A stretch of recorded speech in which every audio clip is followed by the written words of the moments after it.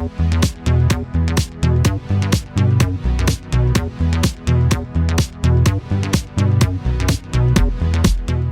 everyone, welcome back to my channel with a very bit of a red-nosed me today because I've been fighting a cold for nearly 2 weeks now and it just does not want to disappear. So yeah, sorry about the late what I read in March. March was going to be a really bad month. I only managed to read 2 books, but that's because at the beginning of March I could feel myself slowly going into a reading slump, and the only author I could think to get out of a reading slump was one of my all-time favourites, Terry Pratchett. So I read Reaper Man by Terry Pratchett. This is one of the part of the Death series. It follows Death, who is forced into retirement. He then goes off on his horse and he finds a farm where he decides he's going to stay because the lady on the farm, she needs some help. So he says that his name is Bill Dawes, so he now goes by Bill Dawes. But then across the Discworld, with Death forced into retirement and him working as somebody else, you see the consequences of not having Death around in the Discworld. So we do see this young chap called Wendell Poons who is ready. He knows he's going to die, but when the time comes, Death does not come, and he's basically stuck. He's not going anywhere because Death hasn't come to collect him. So it's quite a funny story of how Death picks his own name of Bill Dawes, which still makes me smile, bless him, and the consequences across the Discworld without having Death. And I absolutely love this one. It's one I've been on my shelf for a while, and I knew it was going to be a good one because he's a funny character. So yeah, this is definitely a 5 stars, and probably one of the favourite ones in the Discworld series. I'd say probably be in my top 10 somewhere. I say probably number 6 at my top 10 favourites of the Discworld. The next book I read, I've given my cold to my child as well because you know I like to share, so he's got a little bit of a going on as well with mum.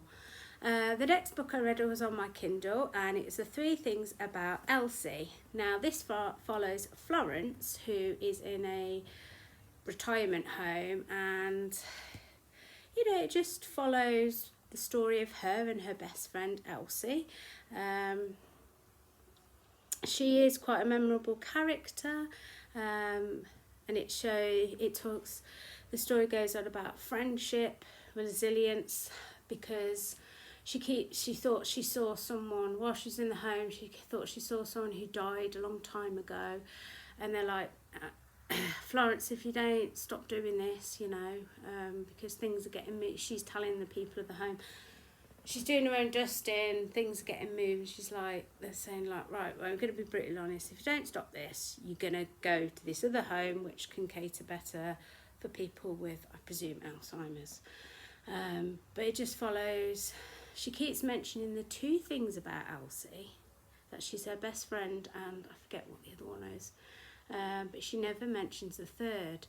Now, this is the 3rd Joanna Cannon book I have read, and I can say Joanna Cannon is up there as my top favourite 5 authors. And this is my 2nd favourite of hers because I've read Tidy Ending, which is my all-time favourite, and Something About Goats and Sheep. But this one does have a really good twist at the end. I did go along reading after I was just over halfway, wondering, is Elsie actually a figment of Florence's imagination or not? And I was right. Because, don't get me wrong, Elsie was a real person, but she died many years ago before, and she's just kind of stuck in Florence's mind and grown old with her and things like that. But they also uncover this man that's come along, and Florence is like, I remember him, I know him, he's supposed to be dead. But it turns out he's another guy who had committed a crime many years ago, setting a house fire, which killed Elsie. So yeah, it's a fantastic read. Definitely 5 out of 5 stars. And yeah, I'll definitely read another Joanna Cannon book because I love the way she puts little twists at the end for things. So yeah, I definitely love it. It's just basically a story about friendship, even though that person's gone, memories, and just a little bit of a murder mystery as well thrown in there. But I absolutely loved it. I don't have a favourite book of the month because they're both one of my favourite authors, so they're both 5 out of 5, so I both love them this month. So yeah, sorry for the very quick and late what I've read in March, but yeah, that's all I read, but at least I did, and I got myself out of a reading slump. And the best way to do that is always go back to one of your favourite authors or your favourite genre. So I felt a fantasy mood, so I went of course to Cherry Pratchett. If I feel a historical fiction mood, I go to Kristen Hanna, you know.